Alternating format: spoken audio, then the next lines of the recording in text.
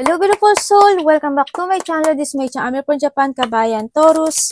This reading is for you, 9 to 15. Maraming salamat muna sa akamong subscriber, new subscriber, cross-watcher, at sa mga bagong pasok dyan. Welcome na welcome ka sa bahay ni Ate Aimee. Salamat na sa nakataba ng puso ninyong mga comments at sa mga nagpa-personal reading. Maraming salamat po. Kung gusto niyo na energy niyo lang talaga, ang gusto makuha natin, all the details para alam, dami. Ang dami mo. Lumaksak pa, ang dami. Personal reading nasa baba ng video nito. This is a general reading. Mag-ibang personal reading sa general reading. Kunin mo lang sa'yo at itapon ang hindi sa'yo. Maaring tayo sa vice versa. Energy mo. Energy ng person mo. Energy ng malapit sa puso mo. Nangyayari or mangyayari pa lang. Use your own intuition. Lawakan natin ang ating isipan. Pag hindi naman nag-resonate sa inyo, ibig sabihin ay hindi ito para sa inyo. Bayan, kung saan nagtalsikan ano mo. Tingnan natin, Taurus. There's a peace and harmony, magkakaroon ng pagkakaisa, no? At kapayapaan. Kapayapaan talaga. Iba sa inyo, palagi lumalabas ata ito sa'yo ata? Parang palagi lumalabas yan. Parang iba sa inyo is involved kayo sa law. Maaaring may mga pinaglalaban kayo, ganyan. Na related ang law. Ay, iba naman sa inyo is maaaring may mga action na kayo, ganyan. No? O, diba? There's a transformation, may mga magaganap ang mangyaring pagbabago. No, for a better. Ganyan. Yan. May mga transformation happen. At may unsuccessful plan. Ako nakikita sa'yo. Lagyan natin ito si transformation dito. Siguro sa iba sa inyo, it comes to a law. O yung mga gusto mo actionan sa buhay mo, ganyan. O law. Something law, no?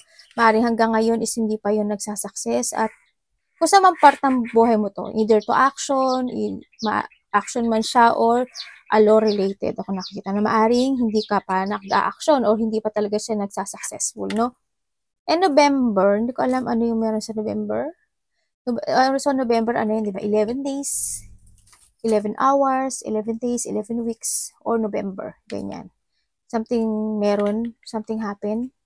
Ako nakikita, yun. Kung ano man yung mga date na yun. And then November is maaring birthday na malalapit sa puso mo, malapit sa'yo, kakilala mo, kaibigan mo, kapatid mo, kung sino man siya. No? Related. And maaring you are dealing or relationship with a woman with a dark complexion or hair. Maaring kapatid mo, maaring ikaw ito, or karelasyon mo, kung sino man siya. Na, yan, na medyo may singkit ang kanyang mata. No? And may mga major challenge ka daw na ma-overcome. Yan, yung blockage yan. Mountain is a blockage kasi. Yan, kumbaga may ma-overcome ka. Maaaring magkakaroon sa ibang aspeto ng buhay mo na magkakaroon ng peace and or transformation dito sa iyo. Tabi-tabi natin tong lucky card na yan. Yan. May box ka. Oh, di ba? There's a lock. Oh. 2, 5, 10, 14. Ingat ka, oh. Merong ano. Sneaky person. Meron daw tao dito na ano, na hindi siya pwede pagkatiwalaan. Yan. Fox kasi ano yan eh. Wearing a mask, ganyan. Lolokohin ka niya, ganyan. O may nagpapanggap, no? May nagpapanggap. May taong, sa iba naman is taong makasarili. Sarili lang iniisip niya, no? Hindi man siya masaya, pero, hindi man siya masama, pero sarili niya lang iniisip niya. Iba-iba kasi yung pagiging ano eh, makasarili. Iba-iba yung dahilan. Iba-iba yung kung masama siya o hindi. Iba-iba yung situation kumbaga. Ganyan. Minsan kasi 'di ba, pwede tayong maging makasarili kasi gusto natin mag-ipon ng pera for our future, 'di ba? Ganun. Iba-iba, depende sa ano. And then there's a lack. Ako nakita kasi kung titingnan mo dito naman yung tatlong yun, 'di ba? There's a growth happen. May mga small happiness or may mga sitwasyon na ma-achieve mo daw or there's abundance or extension sa iba, no? Ang nakikita ko rin sa iyo is meron kang luck when it comes to a chance or hope. Ako nakita when it comes to a gamble.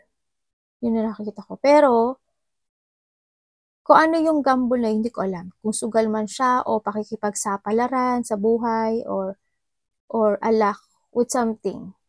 Halimbawa, hindi lang sa'yo. Diba? Halimbawa, luck ng kapatid mo, ng magulang mo, luck mo na rin yun. Yan ba? Kasi nakakonect yun. And nakikita ko naman sa'yo dito is nagkakaroon naman sa inyo ng growth, ano? Kasi kung titignan mo to tree, ang dami niyang puno. Kung titignan ko dito, ibig sabihin, magkakaroon ng growth when it comes to our family or any relationship. Ako nakikita, samahan mo man yan, ibig sabihin, may growth na mangyagaganap o mangyayari sa'yo. No? May mga magbabago, may mga magsasuccess, or there's a hope happen.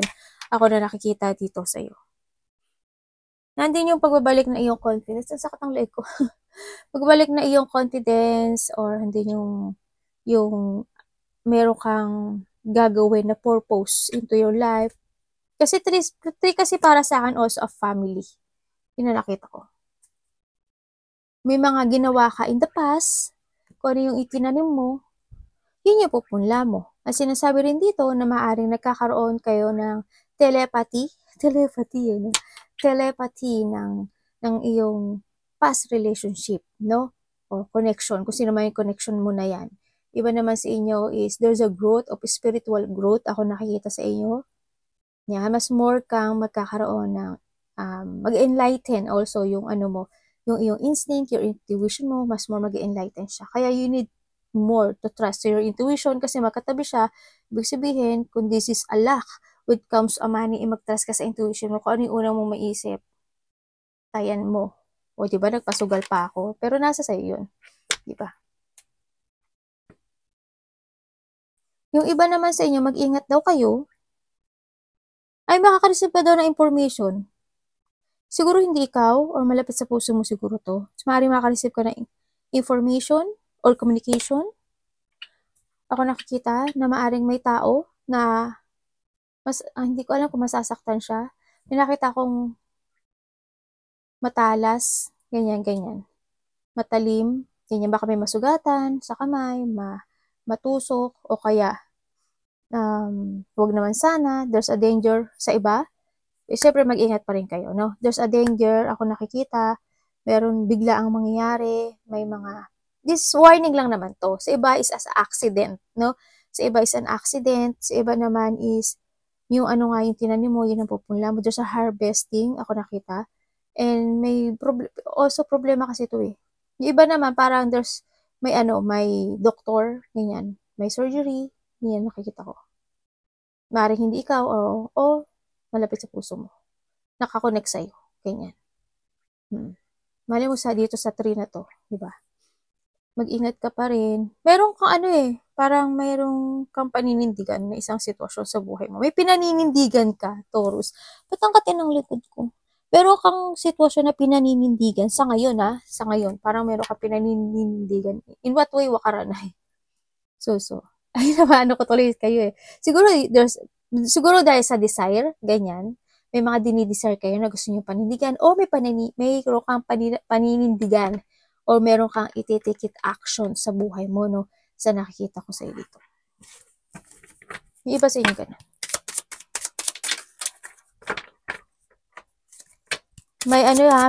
May nakikita akong pag-iingat, sinasabi. Tsaka, kilala niyo naman si Fox, diba? Mga mandaraya. Makasarili, nagmamatsyag, o kaya naman nagsisinungaling. Mayroon pang liling lang sa'yo. Or maaring ikaw mismo, no, nililing lang mo yung sarili mo kasi because of the desire. Kasi o kaya naman because of the paninindigan. Kaya halimbawa, kinain mo yung cake na nasa loob ng rep. Sabihin mo, nagtanong yung si mama mo o kapatid mo, sino kumain ng cake? Hindi ko alam. Yung mga ganun. Kasi minsan ganun din eh. Yung mga putso na pangyayari sa buhay. Yun, hindi lang dahil yan sa na may taong magsisinungaling sa'yo. Hindi lang yun. Kasi minsan tayo to eh. Tayo yung Fox. Yung parang paninindigan natin na hindi talaga ako yun. Hindi ako kumain yan. Yung mga ganun. Tapos halimbawa, nagiging sneaky tayo kasi mayroon tayong kaibigan na gusto nating hulihin kung nagsisinungaling ba talaga siya o hindi. Yung mga ganun. No? Kaya tayo rin yan si Fox. Pero syempre, you need to trust your intuition kasi mas more ka daw maging spiritual ngayon. Mag-growth at mag-enlighten yung intuition mo. Kaya yun ang gamitin mo. Kaya malalaman mo, kung hindi man ikaw iyan, malalaman mo. Malakas ka makaramdam. Malalaman mo kung sino yung mga nagsisinungaling. Anak, baba. Baba.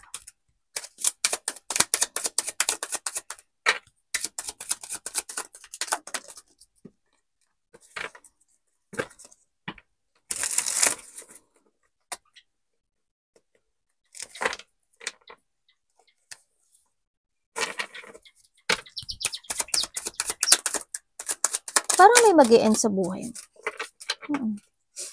May mag-e-end. Ang lamig naman.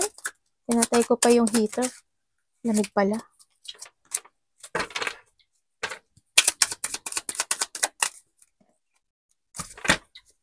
Wow! May magic na magaganap sa buhay mo, ah.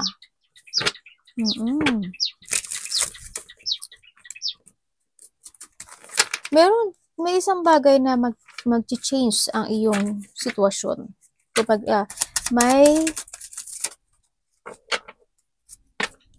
magbabago yung journey mo. Dito. The Empress, May Empress, ikaw yan. Baka ikaw yan. O kaya your mother, kapatid, ganyan. Sabay sipon no? Ba yan? Ay, Diyos mayo. Tingnan natin si Sword. Ace. Ay. Merong isang sitwasyon sa buhay mo na nakikita ko na parang didesisyonan mo o ifo-force mo siya. There's an idea na idea o ifo-force mo na isang sitwasyon. Either project, either mag-change ka ng journey sa buhay mo, ganyan. Pero ang nakikita ko sa'yo is hindi ka agad makapag-decide. Halimbawa, gusto mo nag-change. Unahin ko muna sa health issue to ha. Sa health issue, sa nakikita ko dito, sa health issue, ang nakikita ko dito, may konting, parang you thinking something negative. Ganyan sa nakita ko. Kasi, may, parang, sana naman, hindi naman. Kasi makakaramdam ka daw ng takot sa health mo, o sa mahal mo sa buhay, ba sa magulang mo, sa kapatid mo, sa sarili mo, ganyan. Ang nakita ko kasi dito, may tao ditong kasi sword. May tao dito na may issue when it comes to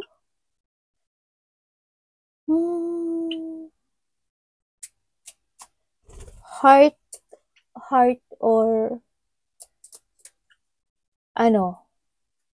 throat. Ganon. Ako nakikita. Yun na, ganun nakikita ko dito. Siguro hindi naman to sa brain, pero hindi ko nakita siya sa brain eh. Hindi. Siguro sa sa nudo, sa throat na lang. Nanon na to dyan. Yung nudo throat yun. Ganun. Hindi ko alam kung why kasi may takot ako nakikita sa health na to. Kasi you feel there's an bad news happen. Or handun yung sitwasyon na siguro tinitink mo na mag-unfulfill yun. Ganun sa nakita ko dito. Ganyan. May ganong issue.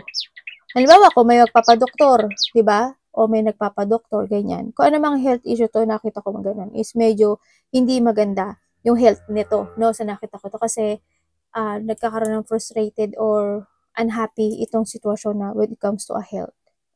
Hindi healthy itong tao na to. Or maaari ikaw or malapit sa puso ko. When it comes naman sa relationship, no? When it comes sa relationship, ang nakikita ko sa'yo, nagtitiis ka dito sa sitwasyon na yun. Minsan, nagbubulag-bulagan ka na lang na kahit na alam mo yung katotohanan, maring sa kapatid mo man yan, sa karelasyon mo, kung kasino man yan na nakakausap mo, nandito yung sitwasyon na nagtitiis at tititimpi ka doon. Para you try to make it balance, yung sitwasyon na yun. Parang hindi ka makapag-desisyon to cut yung sitwasyon na yun. Oo, hindi masaya. Nakikita kayo dito, hindi masaya. Maaaring nakakaramdam ka sa tao na to or wala na talaga kayo. Baka nagkaroon na nag-block na kayong dalawa, di ba? O hindi na talaga kayo nag-uusap. Sa nakita ko dito. Kasi nakita ko dito is, when it comes dito sa love na to, is wala nang pagmamahal. As in, wala na. May iba dito, disconnected na rin kayo.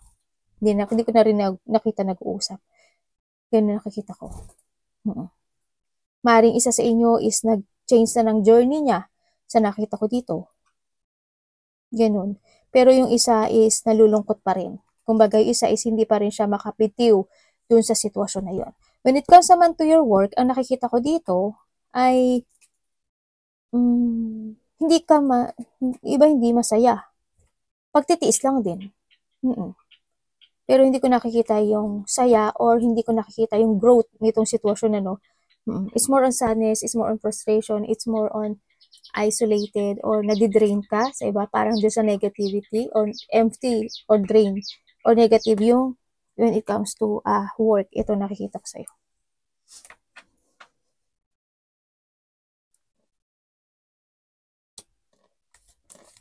Tingnan natin. Sandali lang anak, hindi pa tayo ginawa, no? Samoy, kung siya tumatin mababa pa tayo eh. Yung anak ko, nasa gilid ko yung anak ko. Nilalamig na rin siguro. Ikaw, mami, tipid ka ng tipid. Hiniginaw na kami. Siguro. Kuripot si mami, ano. Yan natin.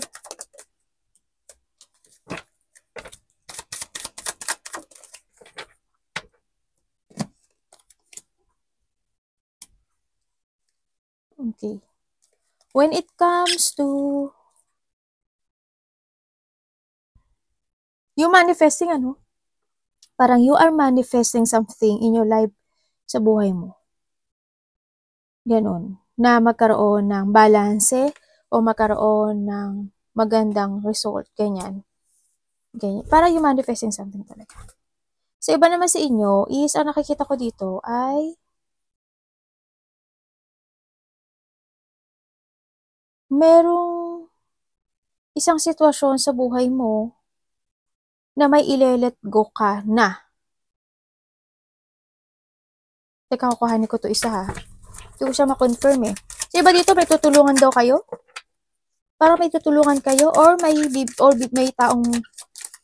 tao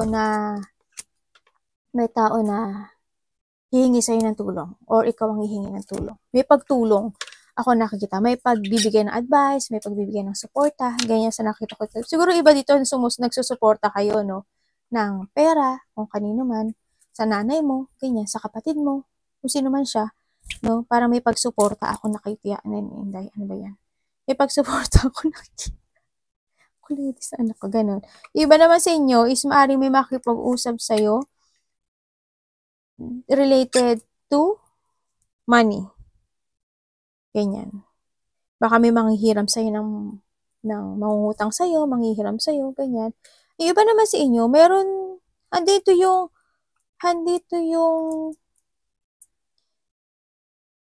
sa money, sa iba sa inyo, when it comes to your own money, ang nakikita ko dito is nagkakaroon na kayo ng new beginning to fix yung, kumbaga, i-fix mo na yung money mo ngayon. Sa nakita ko to, dito na yung pagkakaroon na may ilelet ko ka na, ikakat mo na yung mga dapat ikat, ganyan. Halimbawa, dati, labas ka na labas ng pera. Ngayon, para magkakaroon na sa'yo ng, or you need, step up na magkakaroon ka na ng pagiging matatag para magkaroon ka na ng balanse when it comes to your money, no? Sa nakita ko dito, babalansihin mo na siya sa paggastos. Iba sa inyo. Para mas magiging strong ka ngayon to balance yung iyong paperahan kasi isasaayos mo na siya. Para may mga i-end kang cycle para maging maganda yung flow ng money mo. Ganun nakikita ko. And then sa relationship naman, nandito yung sitwasyon, anything relationship sa magulang, sa kapatid, sa relasyon, ganyan, kaibigan. Andito yung ginagawa mo yung lahat when it comes to a love, sa nakikita ko dito. And aware ka talaga sa pananalita mo, aware ka sa kanila, ganyan. Very understanding ka, binibigay mo talaga yung kindness mo sa kanila, tinutulungan mo sila, ganyan. As in, ikaw yung mas more giving. Ikaw yung mas more nag-iintindi. Ikaw yung mas more tumutulong o kaya kuhanin mo lang yung sa'yo doon, gano'n. Ikaw yung nagiging mas matatag doon sa kanila. Kasi ginagawa mo lahat. Yun ang nakikita ko. When it comes naman to a work, gano'n din naman ang nakikita ko when it comes to a work, no? Binabalanse mo yung isang sitwasyon. Parang merong isang sitwasyon na ikinat mo sa buhay mo, sa trabaho mo siguro. Ganyan. May mga ikinat ka na, parang nagkaroon ka na awakening na, ay, itong tao to, hindi to pwede sa akin. O, sa relasyon man yan o sa trabaho mo man yan, na parang itong tao to, it's no na, enough na, ganyan. Tapos na yung pagiging understanding ko sa kanya, yung mga gano'n. May mga kinat ka na sa buhay mo, may inalis ka na. Andito na yung strong personality mo sa nakita ko sa'yo ngayon. And you learn from the past, ano, sa nakikita ko dito. Kasi nagkaroon din or magkakaroon sa iba sa inyo ng self-evaluation to decide kung ano yung mga i-end mo sa buhay mo, kung ano yung transformation na gagawin mo sa sarili mo, ganyan. O kaya naman, kung ano yung mga i-change mo na decision, ganyan. Yung nakikita ko sa iba. May mga decision making ako na nakikita sa iyo.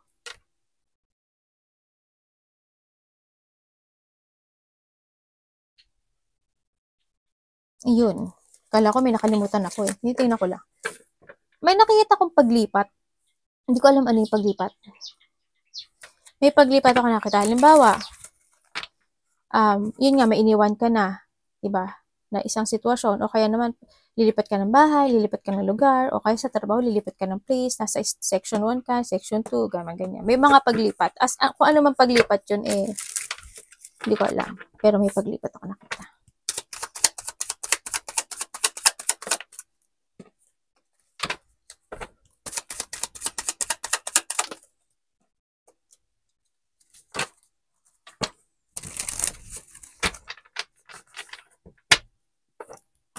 Ay, a family. May nakita kong family. Parang there's a getting together when it comes to a family.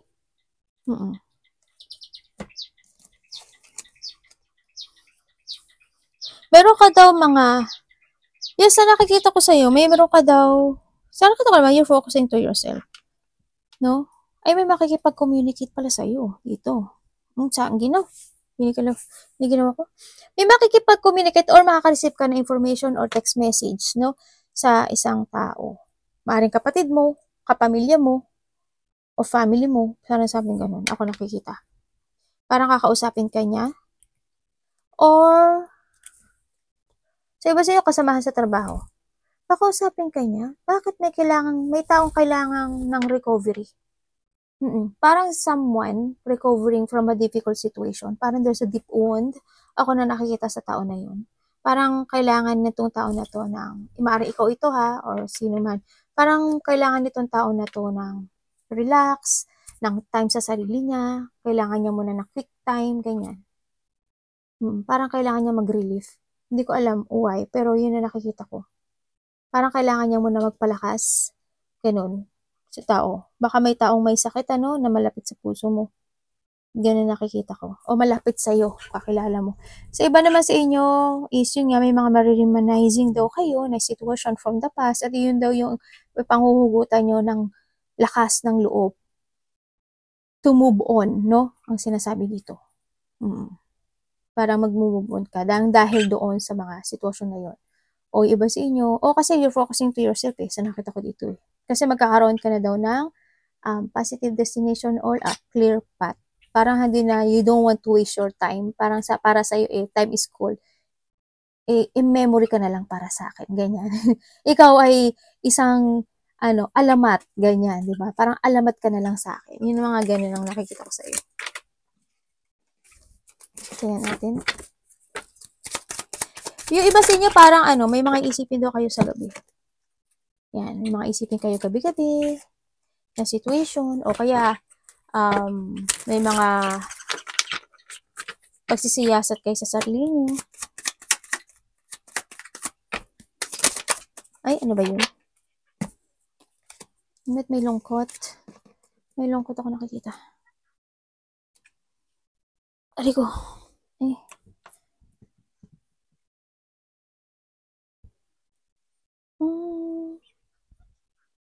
Sa nakita ko sa ito, yung mga decision making mo sa buhay mo, ay ibig sabihin, meron ka ng matagal na issue eh. Meron ka ng matagal na issue na parang pinag-iisipan mo yung bagay na yun na parang nangihinayang ka pa rin. Why? It's past. Sabi nga dito kanina, di ba? Let's go the past because it's done, di ba? If ever na meron yung iba sa inyo, kasi it's done na yun. Kaya nga, past na, di ba? It's over. Sabi niya ganun. kino-calling ka na, ibig sabihin. Pero andito ka pa rin sa sitwasyon, meron ka pang matagal na isang sitwasyon na pangyayari, mga tension in the past, ganyan. Na matagal na hanggang ngayon is bitbit mo pa. Parang hindi nyo nangihinayang ka. Parang iniisip mo na. Nagsisisi ka. Parang nag-iisip ka na, nag-fail yun, ganyan. Sa nakita ko dito. Yun. Parang hindi yung sitwasyon na, bakit ganun? Inintindi ko naman siya. Anong nangyari? Bakit dapat mangyari? Mali ba ako? May mali ba? O talagang wala na talaga? Yung mga gano'n, parang nanghihinayang ka. Kasi, wala eh, na-disappoint ka dun sa point na yun eh, no? Sa nakita ko. Yung iba naman sa inyo, siguro hindi pa, kung this is a relationship, hindi pa kayo totally nag-heal. No, sa nakikita ko dito. Ganyan. Maaring na kahit papaano sumasagi sa inyong isipan itong sitwasyon na 'to, 'no? Kung kayo naman in a relationship, sa nakita ko dito na maaaring nakakaramdam ka na rin ng pagod sa relasyon mo, 'no? Sa nakikita ko dito kasi ang daming disappointment na nagaganap o nangyayari sa inyong dalawa. No, parang ikaw lang yung give ng give, doon naman take ng take, 'di ba? Sa nakikita ko dito. May mga decision making ako na nakikita sa'yo na nagiging matagal, 'no? Ako nakikita. May pag-alis ako nakikita or maybe you have a travel, no? Parang may mga travel, may mga pag-alis ako nakikita dito. Yung iba naman, wala na ako nakikita. Yung iba dito parang yung given hard work and effort sa sitwasyon. May bibigyan ka ng effort and hard work at magde-dedicate ka doon sa goal mo na yun. Parang may bagay na ganun. Parang pinag-iisipan mo yung sitwasyon na yun. May pag-iisipan ka daw. Siguro, to let go yung bagay na yun. Kumbaga, may nagkakaroon ng progressing sa nakikita ko dito, sa buhay mo. Parang iniisip mo pa kasi siya, pero nandun yung progreso ng sitwasyon. Parang ibibigay mo yung effort, pero hindi ka nagmamadali na gawin, na i-push forward agad yun. Parang, slowly but surely na ginagawa mo siya sa nakita ko dito. Yun. Kailangan mo i-accept yung mga lesson from the past, situation na, yun yung sinasabi dito. Hindi yung, rin, yung parang, back and forth yung kilos mo ngayon sa nakikita ko dito. Maaari may gusto ka i-withdraw or you want to retire something to the love life, sa pag-iipon ng pera or sadness or any situation. Parang nandun ka sa sitwasyon mo na gano'n sa nakikita ko dito. It's time na magkaroon ka na maging wiser and stronger ka daw ngayon. It's time na whatever holding you back sa nakaraan is kailangan mo na daw yung let go. Kumbaga, it's time to change, leave behind, ganyan. I-release mo yung mga baggage na yun, na hindi mo na kailangang manghinayang kasi nangyari na yun, di ba? Tapos na yun. Nagkakaroon ng isolation yung iba dito. Done is done. Okay? It's time to go, it's time to explore, it's time to abandon, di ba? Dito. At pahalagahan mo, tandaan mo, you are worthy. No, magkakaroon ng transformation or you need the transformation sa nakita ko dito. Bakit may collaboration na naghihintay ka? Galileo or vice versa. Arigato namaste, God bless.